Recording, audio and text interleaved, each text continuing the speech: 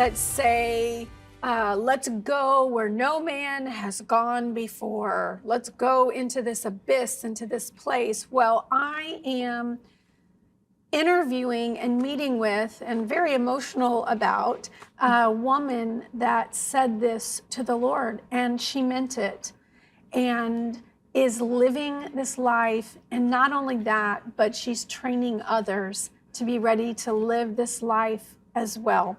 Her ministry is called Favor International, and I would like you to welcome my friend now, Carole Ward. Thank you so much, sweetheart, Thank you, Jan, for being here. Wow, wow, wow. Your story, your obedience, just incredible. But before we get into a conversation, I'd like to show those that are with us today a little bit about what you do, you in action, okay? So let's take a look at Carole Ward's story. I remember it like yesterday. Lord, send me where no one wants to go.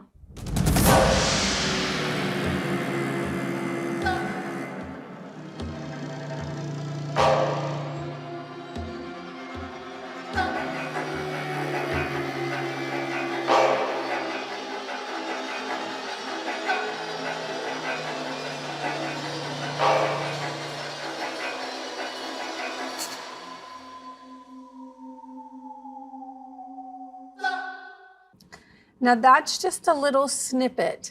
I encourage you to go on our media YouTube website so that you can see even more of the expanded version of that, and it's on the bottom of the screen, so make sure you go there. I know that after today's program, you, I pray, will become an intercessor and a supporter of this ministry.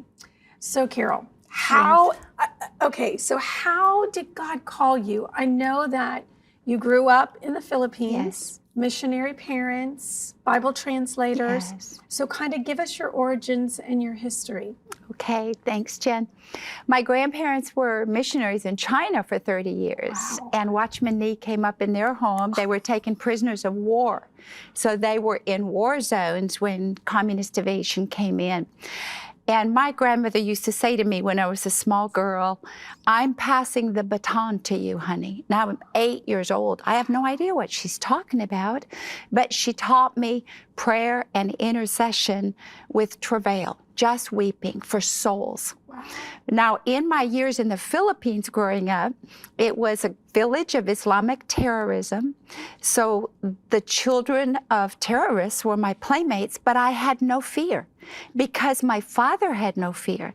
And fear is contagious. You're right. So he walked in such peace and such a center of God's will constantly that he lived by the voice of God. God would wake him up and say, go out of the village, take your family, and there was a grenade behind us. And so we just lived totally protected, hidden when we needed to be hidden, but guided and led, as Romans 8:14 says, as many as are led of the Spirit of the sons of God. So I watched faith in action. Wow.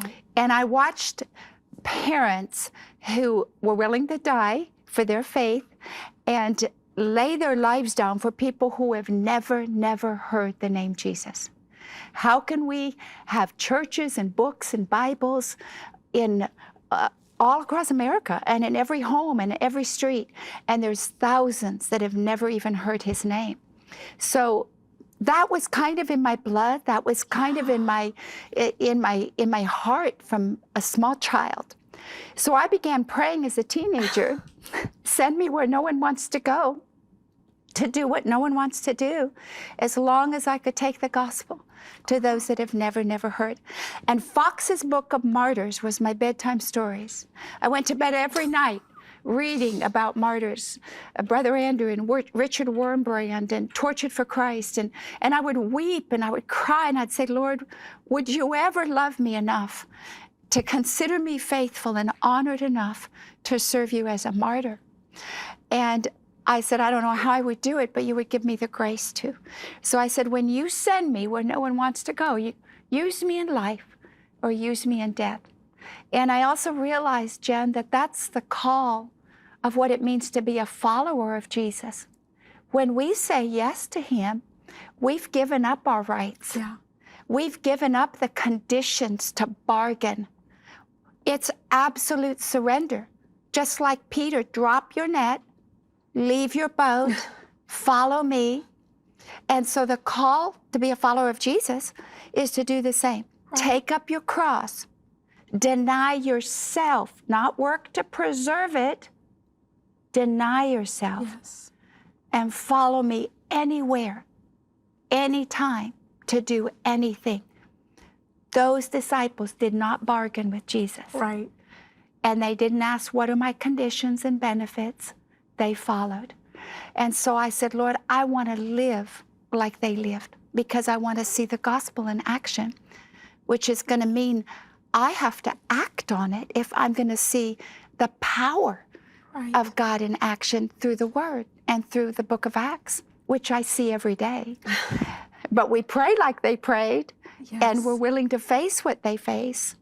And so we see the power that they walked in and lived in.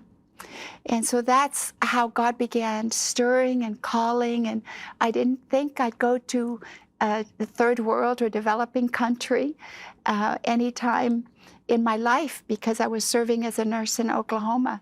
But when God called me, the door opened, come to Africa. There's a war going on. No one else wants to come. I said, Lord, you took me seriously. That's the answer to my prayer. And so the Lord opened the door, and I took that step of faith and got out of the boat.